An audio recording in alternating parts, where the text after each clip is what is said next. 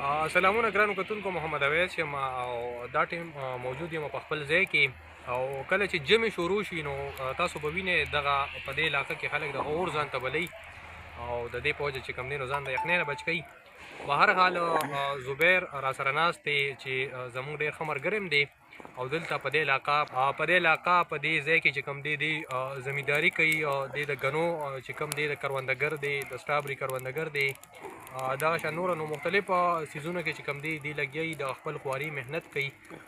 په دې کال چې کوم دی نو دوی اوس دا کم سیزن چې تیر شو نو دا د ګنو سیزن او دوی چې کوم دی نو ګني ګاڼې کړل. نو په دغه غلبه یو څو مختصر شان تپوسونه کوو دي. خو به هر حال بیا هم ستاسو لپاره به زه یو تپوس کوم چې زبیر خانه ګنو دې ځله ګټه ترلاسه شوه، تاسو چې کوم خواري محنت کړی په ګنو باندې نو د هغې ګوړه څنګه وه یا له 100 روپۍ وکړې که ویې نه کړې؟